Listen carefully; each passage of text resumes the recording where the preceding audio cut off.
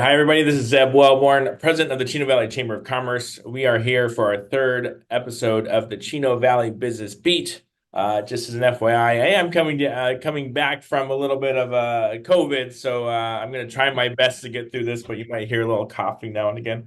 But that we're going to talk today. We're going to talk about HR. We're going to cover HR. We're going to bring in lots of panelists that we're going to have discussing a lot of different things going on in San Bernardino County. So I'm going to highlight some of what you will be expecting to hear later today. We have the head of HR from Shakey's, Bill, who's going to be talking about HR issues for 2024. We have a business called Wacker Chemical, which we're going to highlight that operates in Chino, California. We have County Supervisor Curt Hagman, who's going to be talking about some of the exciting things that are happening in San Bernardino County. We have one of our board members, Jim Gallagher, that is going to be talking about his experience on the board of directors of the Chino Valley Chamber of Commerce.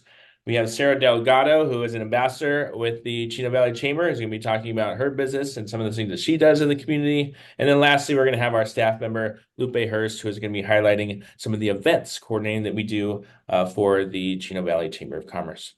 With that, I'd like to kick this off with County Supervisor Curt Hagman. But before I do that, I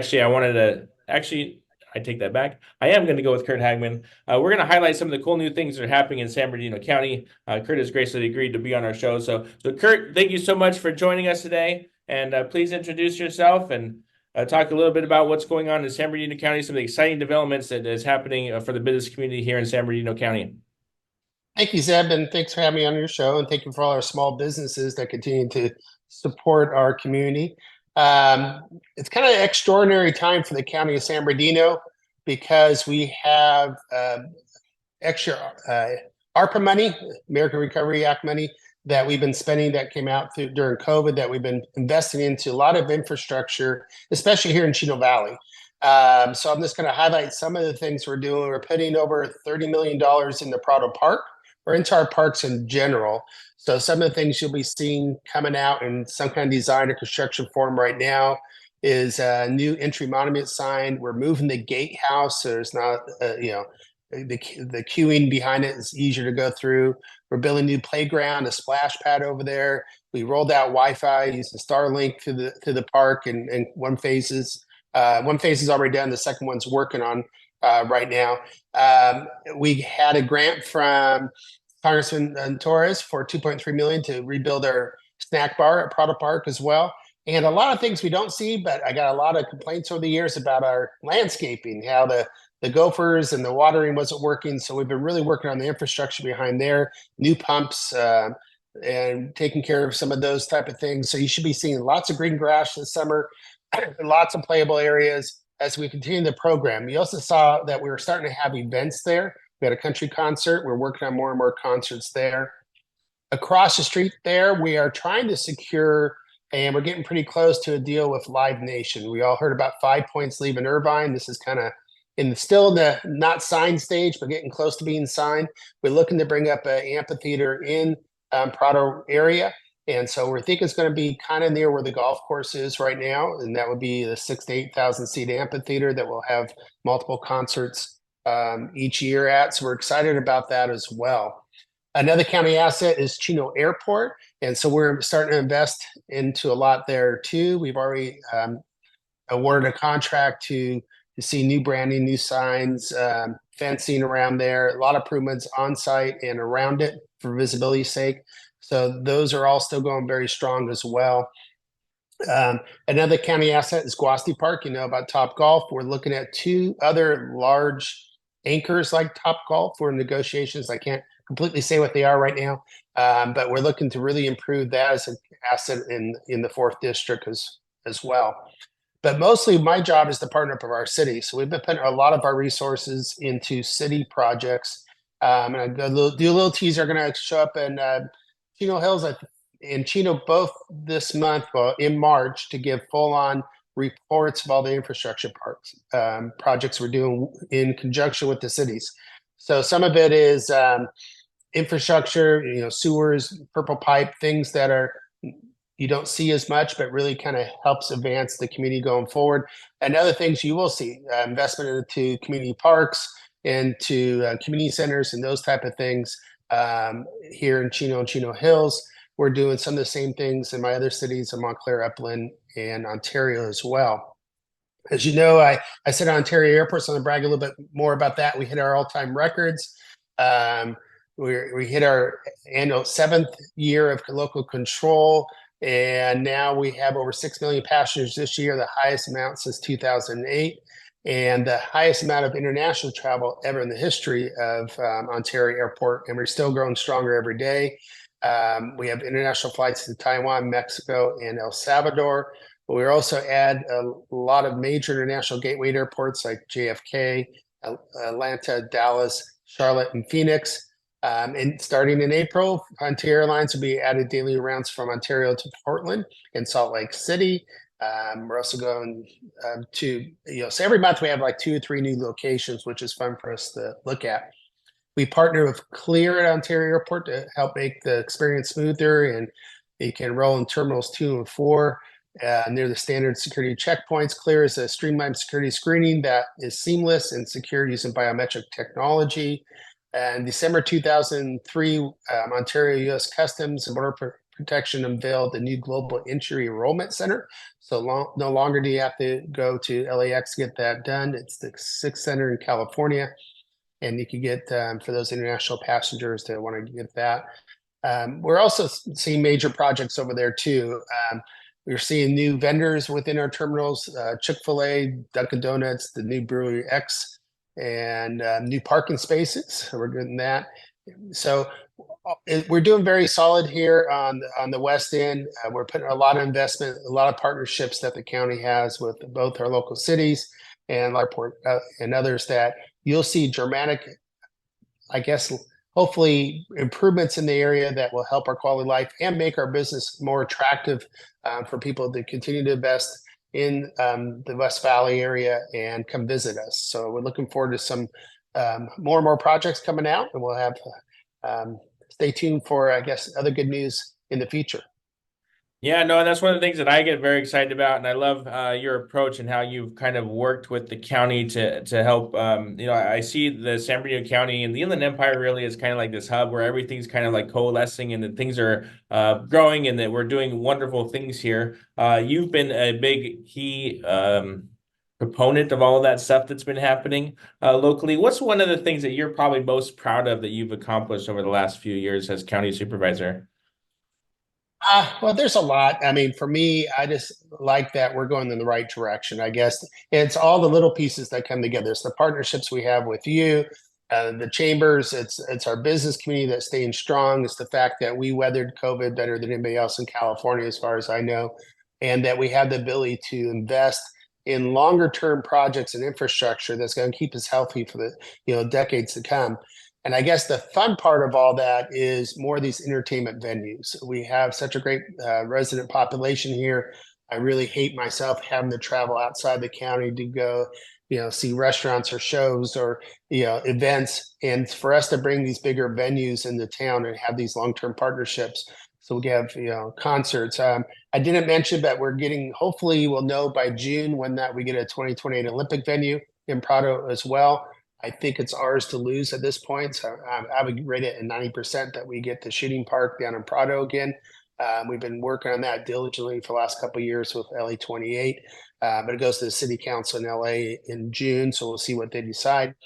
So there's just going to be, places that will actually attract people from LA and Orange County to come visit us, not just our beautiful mountains and deserts, but also events. And so as we build things like Top Golf and other large, entertainment venues, that will give our residents places to go and still increase the healthiness of our economy going forward. So that's kind of the fun part, but it's all of it. So it's all working together. And I feel like we're in the best position. I have the best job in the world working with 5 great cities and the people within them to make our residents hopefully happy with the direction we're going. Excellent. And then I know that us with the chamber and you, we're planning an innovation roundtable. Our goal is to try to bring innovative businesses together. I know you're big on innovation. What's some of the things that you've seen like innovatively that the Inland Empire is doing that maybe other communities aren't, or that you're aware of it when it comes to innovation?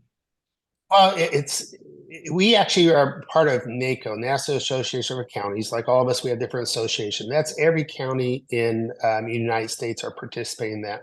And I'm proud to say the last 3 and 4 years, we have set new records and being number one in the country of innovation as far as the county goes. Give you an example, last year, I think we won 162 awards, NACO awards, and Riverside County won 3. So it gives you the spread of what we're doing. We're really setting the pace of bringing technology and innovation to the way we apply government services.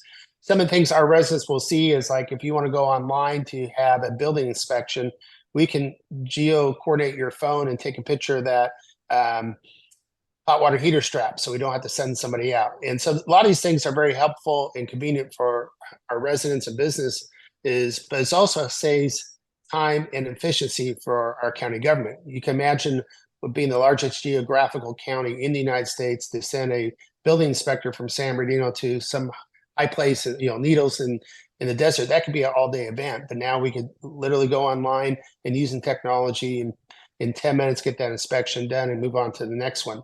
So it's all about trying to bring efficiency, accessibility, transparency to county government so we could be the most efficient we can.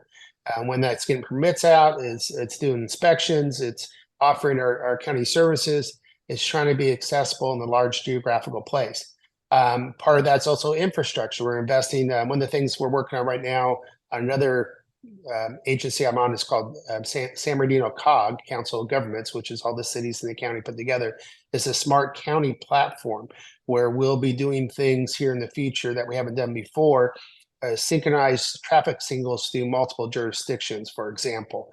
We're looking at Haven going from Rancho through Ontario to Chino to be able to adjust the traffic flow based on the time of day, the day of the week to make it so you don't have to stop at every stoplight. Those artillery roadways are very important to keep traffic flow. So these are just some of the things we're working on behind the scenes. It takes a while to get together, to get agreements between multiple jurisdictions, to have them synchronized on software and hardware, the command and control of that. Those type of things are issues we've been working as a COG, but we're getting close to deploying many of those things. High-speed internet is very important for everybody. We're working on that. So a lot of these things for the global view, regional aspects are the part that county takes a leadership role in and working with our partners. Well, like I said, Curt, I want to thank you for taking the time to share those new exciting updates with our chamber members and also our community. I also want to, I try my best to say thank you every time I get the chance for your support in our Upskill Chino Valley program. This is part of that. So we've been trying to be innovative on our end and making sure that we're getting the word out to our community. One of the things that we try to do is we try to build engagement through this with the community at large. So we are sharing this on YouTube. It is going to be on Facebook. It is going to be on LinkedIn. And with every panelist that we have, we try to ask engaging questions to get the community engaged. So we're not only networking in person, but we're also networking online and getting the opportunity to get to know one another in that capacity. So for those of you that are listening, if you know of an innovative business that you want to highlight that's in San Bernardino County, do me a favor, tag them in the comments. Let us know some of those innovative businesses. Another question that we might have for Curt is, what's one of the things that Curt mentioned are you most excited about when it comes to the opportunities coming in San Bernardino County? Make sure you leave that in the comment section. Curt, thank you so much and hope you have a great rest of the day. Thank you, Zeb, and thank you for taking leadership role and to help with the upskill. I think it's so important for our workforce to be always engaged and anything. We have to keep reinventing ourselves all the time, and the chamber's done a great job. And also want to congratulate you. You're taking the lead. I sit on another committee called IREN, and I know you guys have been awarded a contract for that to upscale the new generation of energy efficient monitors and technical people to do that type of field. So congratulations. You're one of two that got that in 2 counties. Yeah, no, that's fantastic. Thank you for that. And yeah, we are very excited about working that program. We're going to do a lot of stuff around the energy sector to try to help support that sector as well. So thank you very much, Curt. And thank you. We're going to go on. So I'm going to talk a little bit about HR real quickly and with Curt here as well. One of the things that when it comes to HR for me in San Bernardino County, we have a very cool resource that is provided by San Bernardino County. It's through the San Bernardino County Workforce Development Board. They have a free HR hotline. So whenever I have any issues when it comes to HR, I will use that free HR hotline. It is totally free. It is covered by the county. So if you live in San Bernardino County, you have that free resource available to you. So usually I try to give some advice about some things that I do when it comes to HR, but honestly, that's pretty much the extent of it. If I ever run into issues with HR, I call that free HR hotline. But now we wanted to bring in some experts to talk to you about HR. And one of those experts is Bill Graham. Now, I am excited about having Bill on the show. Many of you know Sandy. So Sandy Graham is our membership director here at the Chino Valley Chamber of Commerce. Sadly enough, she's turned in her 2 weeks about a week ago. So she has 1 week left here at the chamber. She's going on to bigger, better things. But Bill is her husband, and we've got a great chance to get to know each other over the years. And both Bill and Sandy are phenomenal people. And Bill is well, I'll let Bill introduce himself, but he does handle HR at Shakey's. So Bill, would you give an introduction about yourself and how you kind of got into your role at Shakey's? Sure. My name's Bill Graham. I am the Vice President of Human Resources for Shakey's USA. There is a Shakey's, a huge Shakey's company in the Philippines, but that's a separate issue, related but separate. Anyway, Shakey's USA has about 48 stores, mostly in Southern California. I work with the corporate stores. We have 26 stores, all in Southern California. We have about 850 employees and about 24 franchise restaurants. So there is a franchise restaurant in Chino. There's one in Rancho and Rialto. So there are a few in San Bernardino County. And yeah, as far as how I ended up with Shakey's, it's an interesting story. I've been with Shakey's for 8 years. And it was my first entry into the food industry. My career started out in manufacturing with a small candy manufacturer. And most of my career then was spent in media, newspaper and online media. I was with Impremedia for 26 years. The local property for Impremedia was La Opinion, still around, but much smaller than it used to be. And anyway, long story short, we all know what the decline of newspapers meant for a lot of newspaper companies, and so eventually I left. And I happened to know somebody that worked at Shakey's who worked with me in HR at Impremedia, and we connected, and there was an opportunity open, so I ended up there. It's been a great experience. I love working in the food industry. I love food. I like eating out, and so it's been a lot of fun. Yeah, but I've personally experienced that. You guys do some great cooking over at your house, so thank you for that. But then also, let's talk about HR. So, I think the main thing that we like to cover towards the beginning of the year is what are the new laws, regulations when it comes to HR in 2024. So can you share kind of some feedback on what should businesses be aware of in 2024 when it comes to HR? Yeah, well, there's several. I'll highlight the big ones and the ones that we've been working on. Some don't apply to very small employers, but most of them apply to just about everybody. So one is the expanded paid sick leave in California. I'm sure everybody's aware that there's a requirement in California for employers to provide paid sick leave to their employees. Before January 1 of this year, employers were required to provide a minimum of 24 hours or 3 days of paid sick time per year. That went up in January to 40 hours or 5 days, whichever is greater. And so the obligation is a bit higher. Clearly, the intent is to provide a full week off for somebody who needs to take time off for their own illness or to care for a family member who is ill. And then there are caps that go with that. The cap increased from 48 per year to 80. So all of that went up. And all of this is easily available online if anybody needs to take a closer look into these laws.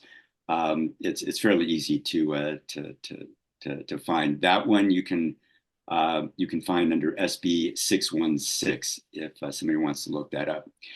Another law that's new is there are all kinds of leave laws available, but there's a new one for reproductive loss reasons, and so I think this is a good one. Reproductive loss is something like a miscarriage, a failed adoption, a stillbirth, just a failed pregnancy. So if somebody, if an employee suffers a reproductive loss, then the state requires up to 5 days off. Now, the time, whether it's paid or not, depends on the company. And so if a company has vacation pay available or sick pay, then an employee should be able to use vacation pay or sick pay to take that time off. If for some reason a company does not have any paid sick leave policy, none available, then the leave doesn't need to be paid. But most companies, I would imagine, provide some sort of paid leave, whether it's vacation or other forms of paid time off, and employees should be allowed to take that for these failed or reproductive loss events.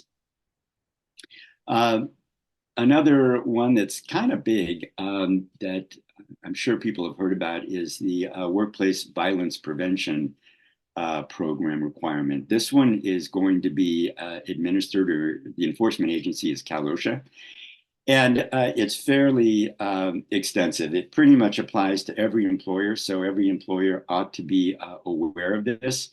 It's part of your safety plan, but this is targeted at training employees, training supervisors on workplace violence matters, training employees on how to identify and be aware of potential workplace violence incidents.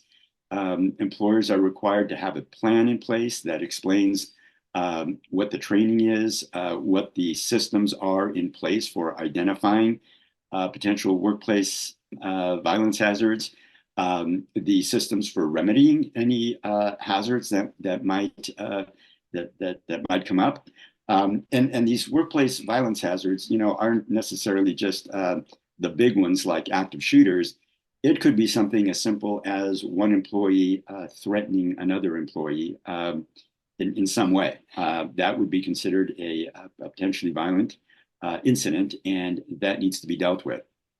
I think a lot of companies, I know at Shakey's, we deal with these things anyway because we want to have a cohesive and respectful professional work environment. And so this is nothing new. All of this just requires us to put documents and systematic programs in place to keep track of all the things that we're doing regarding workplace violence prevention.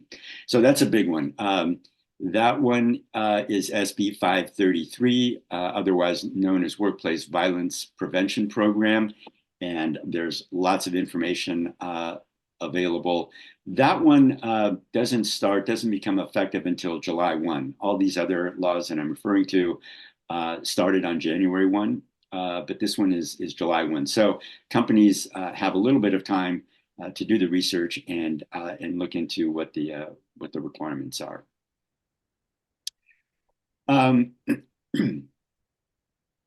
For those for those members of CVCC that are in the restaurant business, employers now need to pay for food card certifications. If you're not sure what that is, all restaurant employees are required to be certified in food handling. It's a program that employers have been able to pass on to employees and to potential candidates. It's about an hour program.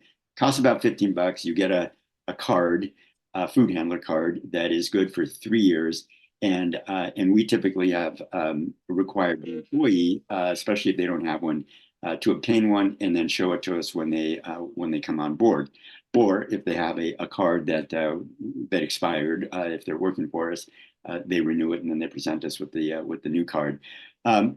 Employers are required to provide that training and cover the cost. And so we can't pass it along to employees. It's a fairly simple thing to do. There are lots of websites that will provide the training. You just need to, if you're a small restaurant, you just need to figure out how to provide that training to your employees. They can still do it at home, I suppose, but you need to pay them for the time. And then there's a big one that doesn't apply to Shakey, so we haven't really gotten too far into it, although we've certainly thought a lot about it, and that is the $20 per hour minimum wage in limited service restaurants that will be effective April 1. And this is AB 1228. It was a compromise between industry leaders, legislative groups, and labor leaders to kind of work through the laws that were attempting to be passed by the legislature, establishing a fast food council, setting a $20 per hour minimum wage. All of this was kind of a negotiation. There was that law passed. There was a referendum in November to see if the voters wanted to repeal that legislation. Anyway, these groups got together and decided that it would be better to compromise. And so the compromise is that there is a $20 per hour minimum wage. It applies to restaurant chains with more than 60 stores nationally. So if you have 59 stores in Nevada and one store in California, it applies to your California store. It does provide a fast food council. I'm not sure if that's what it's called, but it does provide for a council that will not have the authority to impose work requirements on the industry as the prior referendum would have. But they can make proposals to the agency that would otherwise enforce that particular type of law. So if anything with wage and hour law, the Fast Food Council would work with the Wage and Hour Division of the Department of Industrial Relations. If it were a safety issue, they would propose to Cal OSHA that a new law or a new requirement be passed, and that agency then would undertake to enact or pass some requirement on behalf or because of the Food Council's recommendation. So it doesn't apply to Shakey's. We don't have 60 restaurants yet. But it will affect us, and it will affect other restaurants. We're going to see what the impact of the $20 minimum wage is on those of us that aren't subject to the requirement yet. I'm not sure that it will have a huge impact to start. And the reason I say that is because I'm thinking that when it first came out that those employees were going to earn $20 an hour. I don't think anybody's leaving their job because they're about to get a huge increase. So I think turnover in the McDonald's, Taco Bell, all the large franchise, all the large chains, I think are going to have much lower turnover simply because the wages are just going to be tremendous compared to what you might be available in any other sector and those restaurant companies that aren't subject to the law. So we'll see. It's going to have some kind of effect, but we're just going to wait and see what it means for us. Meanwhile, we're seeing what we can do to already elevate our pay tiers and see how we can be more competitive. And the only other one I would mention, because you have, I'm sure, some members in the healthcare industry, is there is a minimum wage for nearly all, a minimum wage requirement for nearly all healthcare workers.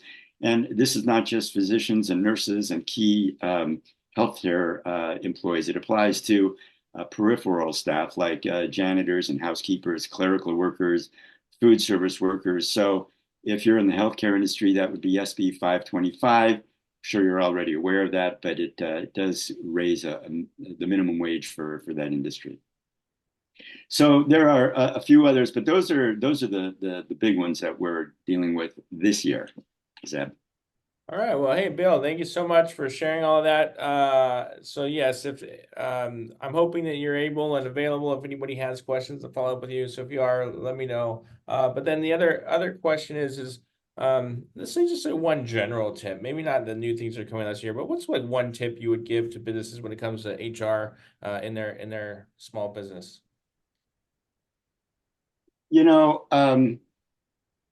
It's really all about basic blocking and tackling. Before you focus on some of the enhanced workplace policies or programs that you might have, like improving morale or improving, certain benefits. One of my biggest piece of advice is to make sure that you're complying with all the laws that apply to your business. More and more, we're seeing that there are attorneys out there that are just in the business of going after companies that they know don't have all their ducks in a row. And so when it comes to wage and hour law, when it comes to uh, complying with leave laws that apply to the business, when it comes to anything that that is in the books, in the labor code, you need to make sure that you're aware of it and that you've got it buttoned down so that you can defend yourself if somebody tries to come after you. Beyond that, it's very difficult anyway. I mean, the wage and hour is just a huge, complicated, complex working of requirements and calculations, and you just need to be aware of it so that that you're not exposing your business to unnecessary risk. Once you feel like you've got all that down, then by all means go ahead and create the best workplace you can through all the programs and ideas that you and your employees come up with. All of that is great, but you got to have the basic blocking and tackling down first. Yeah, no, excellent, Bill. Thank you so much. Thanks for everything that you've done for the chamber and for myself. And like I mentioned, we love you. We love Sandy. I want to leave this last question for those of you that are watching. What's one question you have when it comes to HR? Leave that in the comments. And then hopefully we can get some coalescing around what those questions could be and maybe provide some answers for you. Bill, thank you so much for joining us today. Hope you have a great rest of the day. Thank you. Next up, we have Jim Gallagher. Jim is on the Chino Valley Chamber of Commerce Board of Directors, and he joined the chamber a while ago. And I think what I kind of like references is Jim came onto our board. I think you were the only one that I necessarily didn't have like a hand in of getting onto our board of directors. But you've been a huge help, especially when I first took over. When I first took over the chamber, it was kind of it was a challenge, to say the least. And one of the things that I really appreciated was you were very hands-on. You helped out a ton, made sure that we got our chamber kind of up and running. So one, I want to thank you for that. But then two, I want to just give you an opportunity to kind of introduce yourself and how you got on the Chino Valley Chamber of Commerce Board of Directors. All right, thank you for inviting me today. And yes, I've been with the chamber a long time, at least 6-7 years now. And I joined the board of directors about 6 years ago. I was invited on by the board at that time under your representing your predecessor. And the first thing I wanted to do, you're talking about hands-on, was involve myself right away with the Pizza and Politics event that the chamber used to sponsor, which has evolved now to our Legislative Action Committee.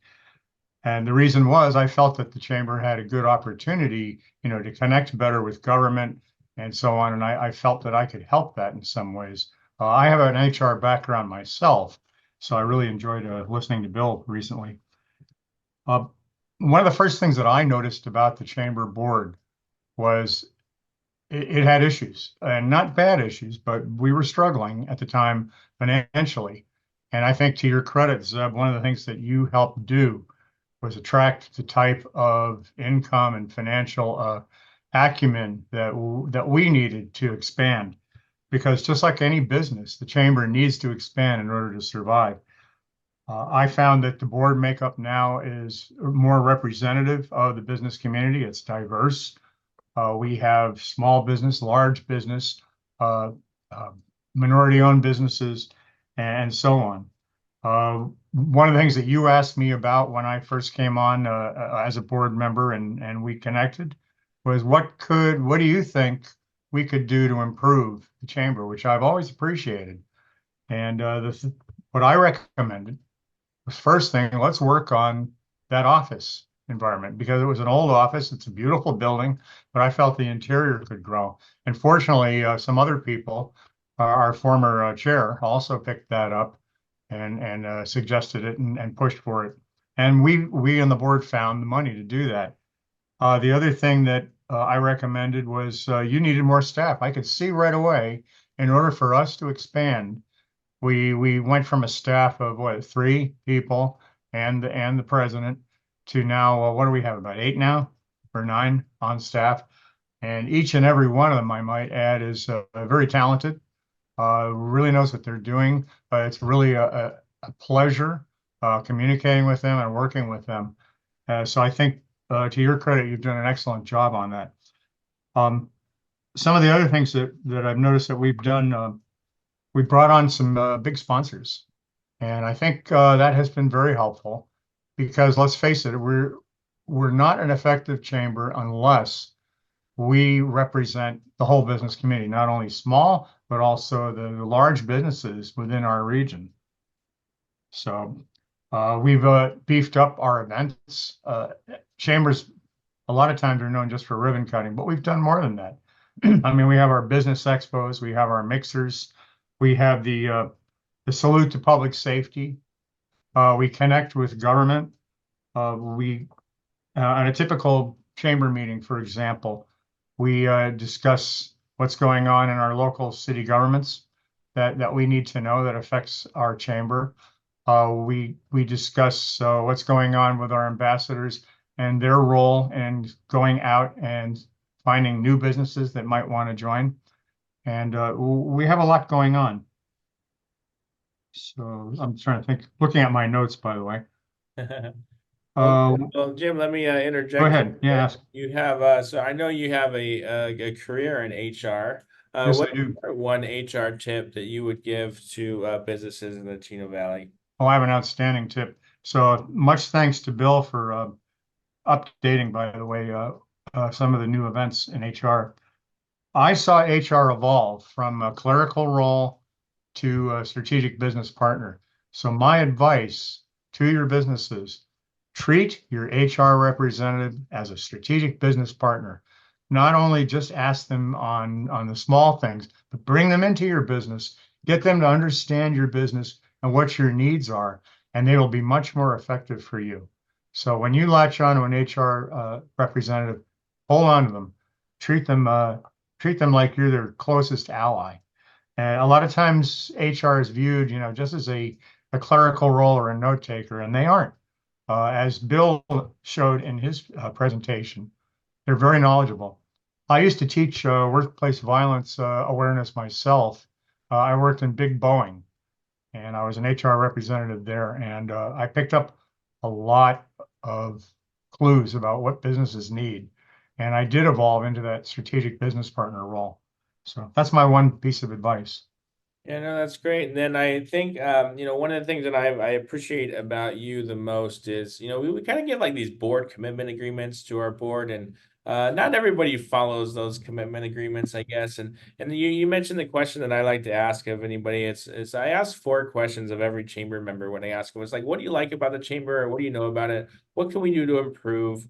What's one thing the chamber can do specifically that will help support you? And what's one thing that you can do to support the chamber? And I think from the guidelines, like you've always looked out for how can I best support the chamber, and I would love to, because I think when we're thinking about the Chamber of Commerce, I want to help every single business that comes a part of us, but I also know that there's some buy-in from them too that needs to be invested in the work that we do, and I know you've experienced that. So I'd love to get your kind of feedback and advice on how can we get other people involved in the chamber where I think and I'll just go back to it, a lot of people are, when they're first starting a business, and I was the same way, you're kind of self-interested. You're kind of like saying, here's what I need. I need to get business. That's why I'm going to the chamber and I'm exchanging business cards and trying to get business.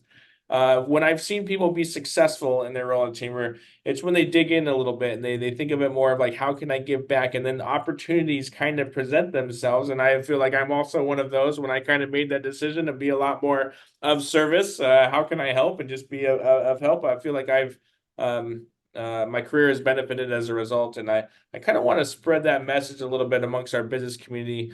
How do you see getting involved in the chamber, and why is it important to do so? I think one of the things that helps our individual businesses when they begin to feel more part of the business community and they're part of an organization. And when we have our mixers, for example, when we sponsor our big events and we were able to bring them in, that's to those events. That's when I see that they get more involved and they do want to begin to volunteer. One of the biggest challenges, I think, with our small businesses on events that they're part of are staffing. For example, when we do our taste of Chino Valley, they've told us one of the issues is they can't get staff members to come and help work on that. So we in the chamber figured out a solution to help them. We are offering people to help man their tables just so that they can have that business presence there. I think that's an example, though. It may not be the perfect solution, but it's an example where we work with them to try to make their membership in the chamber more affordable, more agreeable to the business model that they're working to. So. Perfect. Yeah. And so thank you, Jim. And I just want to say thank you for serving on the board. This is your 6th year on the Chino Valley Chamber of Commerce Board of Directors, which means you're terming out. So this will be in June. You're going to be leaving us as a board, but I just want to thank you for your time and dedication to the chamber and for always being willing to raise your hand to help out in anything that we needed help with. So I just want to thank you for being that person for us. So thank you, Jim. Well, a note to my ambassador friends. I may be leaving the board, but I'll still be an ambassador. So excellent. Thank you. Excellent. And then, so here's a question for Jim. If you could get involved, like what's one thing that you would love to learn more or get involved in when it comes to being a part of your business community or a part of the Chino Valley Chamber of Commerce? Leave that in the comments, how you would like to get involved in your business community. Thank you, everybody. Thank you, Jim.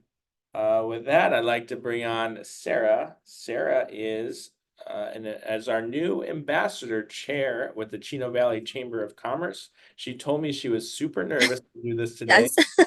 I was going to make sure that I was going to make it super comfortable for her. Simple questions, please. Simple questions. So Sara, let's start with the easy one. Tell us about your business. How did you get involved in the chamber?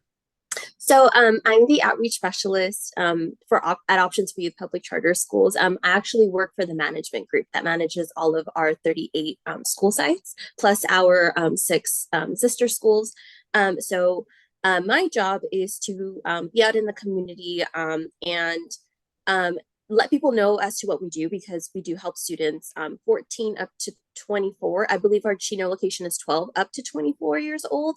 We help students that need credit recovery, are looking to get ahead and graduate high school early, or just looking for a smaller school setting. We have students that come to us because they're getting bullied in school. They're dealing with anxiety or depression and they don't want to go to school. So it is a smaller school setting, so they get more like one-on-one time with the teacher. They're more it's a more, I guess, comfortable setting, if you want to say that. We also have young moms that come to us. Since we are independent studies, our program, students are required to come in twice a week for an hour and a half each appointment. Then the majority of the work is done at home independently. They do get the support that they need at home to do the work as needed. So yeah, the flexible schedule works for students also that are looking to work full-time or part-time. We help them out with that. And it also helps students that are on the verge of dropping out of high school, or we do have students that dropped out of high school and are looking to come back to get their high school diploma. And yeah, one of the other things that I do is find resources. Sorry, to add that. We are always looking for resources to connect our students to, since we do serve a population of foster and homeless students as well. I try to scout those out, and I have actually found some really great resources through the chamber. So I'm really grateful for that. I had no idea what a chamber was before coming into this role. I know I would hear the term, but there's so many benefits. As a business owner or as a school like myself, I have found a lot of great benefits through you guys. So very thankful. Well, that's what I feel like is the main thing that we do is we're connectors. We connect people with resources and opportunities that they did not know existed otherwise. And we've helped businesses over and over again with that type of resources. So glad to hear that. Is there anything specifically that you would point to that, hey, here's one of those resources that the chamber really helped us out with? So I actually it was last week. I met one of the representatives from Soluna, and she actually told me that she was one of the people that started Allegiance Charter School, which is in Chino, and she connected me to their CEO, and we're set to have a meeting soon, and I'm really excited for that partnership. So yeah, I think that was one of them. It was so crazy that she connected us, and then our counselor is going to have a meeting with her since they offer free mental health resources to students in our age group. So it's really great. You know, that's awesome. That's one of the things that I that I see from the outside looking in all the time is like connections that are built through the chamber network that we've developed. And oftentimes I think that kind of gets overlooked, I think, from some of our folks because they don't necessarily attribute that to the work that we've done in terms of building this ecosystem within our chamber community. So I'm glad to hear you point that out. And then so you joined the ambassador team. You very quickly got involved. What I don't know what the phrase is. Head first, I guess. You got involved very quickly, and then you're now the new ambassador chair. So I'd love to learn a little bit about why you decided to become an ambassador and why you were willing or excited to take on being the ambassador chair. Well, I was very surprised. I was not expecting that call from Sandy, or yeah, she called me, and I was like, "Oh wow, that was quick."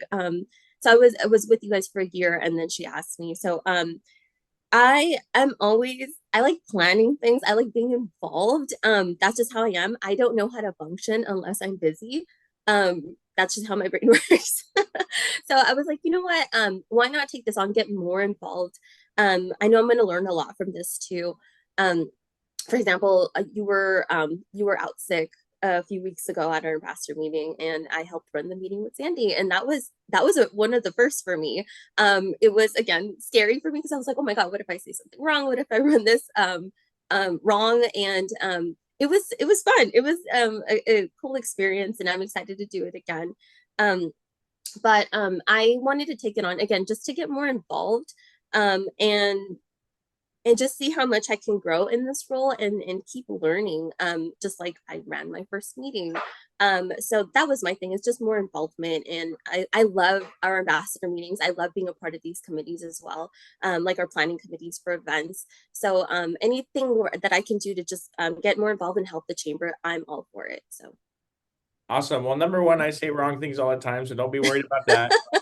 And then number two, you've done a phenomenal job in terms of getting engaged and involved, and we really appreciate you. Our whole team is appreciative, especially on the event side of things, because whenever we have an event, you're also one of those people that raises your hand and says, yeah, I'm happy to help out, and that makes a big difference for us too. So we all appreciate you greatly. Here's my question from Sarah. What do you like most? So this is something to leave in the comments. What do you like most about being a part of the chamber? What is something you enjoy? What is something you appreciate? Leave that in the comments. Sarah, thank you so much for joining us and sharing why you got involved in the ambassador team, and thanks for everything you do. awesome. Thank you, Zeb. All right, and then our last panelist, I believe, is Lupe. Lupe Hurst is the event director. She plans all of our events at the Chino Valley Chamber of Commerce. And so today we're going to talk about some of the work, excuse me, some of the work that she does in terms of planning events. She actually just went to our chamber conference. We finished that. She led a session on how to run events for your chamber. She was a panelist on that session.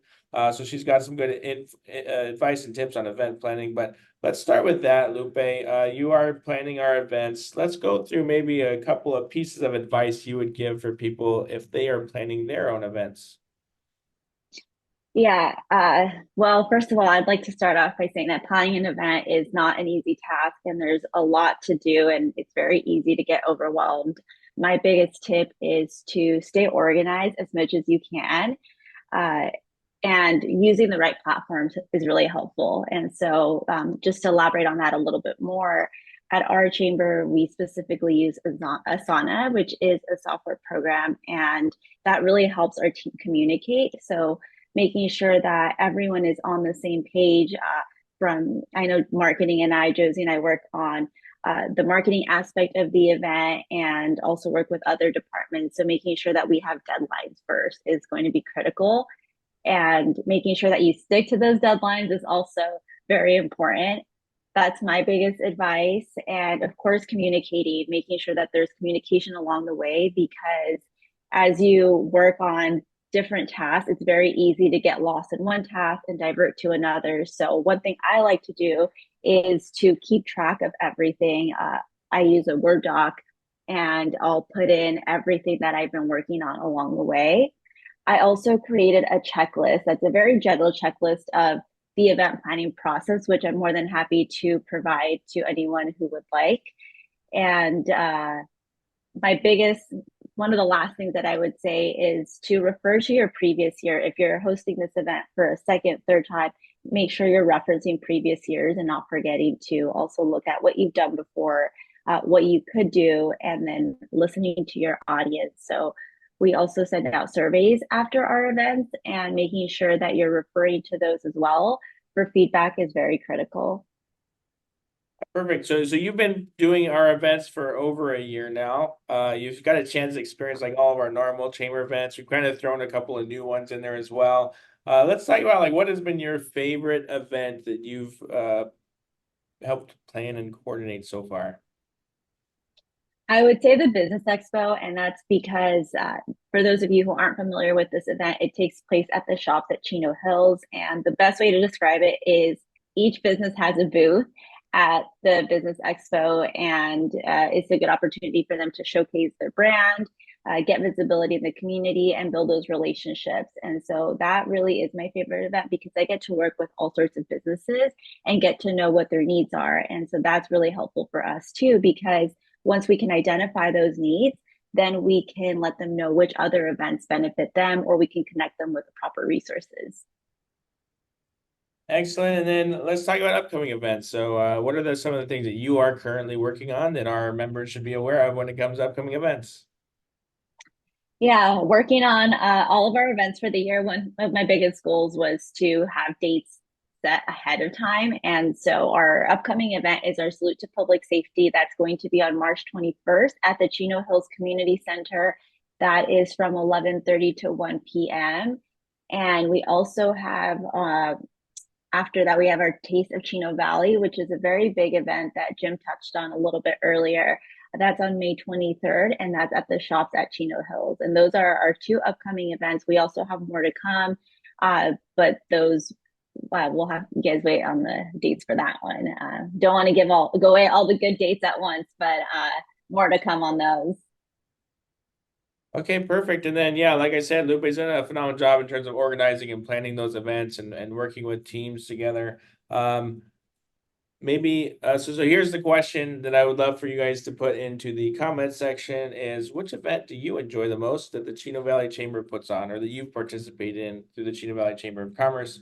Lupe, thank you for all the work that you do in terms of planning our events and making sure that they go off without a hitch. One of the things that I really appreciate is, like I kind of mentioned when Jim, at the beginning, when they started this, I was like, I needed help and I was running this basically by myself. So all of the events was me, and it really helped out a ton when Jim stepped into that. Now that we have somebody on staff that's able to manage that, it makes our world so much easier, where we can focus on doing some of the things that we mentioned when we're talking with Curt Hagman and bringing in some new exciting programs into the chamber. So it kind of helps out in a variety of different ways. So thank you to the work that you do, that allows us to, one, put on great events, but then two, allow us to pursue different programs so the chamber can help support businesses.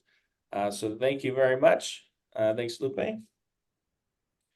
With that, I think I'm going to close out by highlighting some of our chamber upcoming events. So here's some of the things that we have coming up. On Wednesday, March 6th, Christian Pereira. He's in our Chino Valley Leadership Collaborative program. He's going to be talking about dealing with youth employees. That is a business at breakfast you do not want to miss. We're going to have some exciting things happening on that business at breakfast. So I want to make sure that you guys are all there, 7:45 to 9.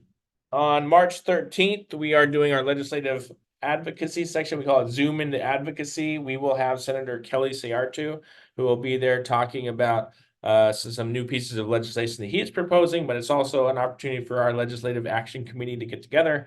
So we'll be talking about that. On March 15th, there's the Women's Council Stretch and Sip Social. Space is limited, so make sure you sign up.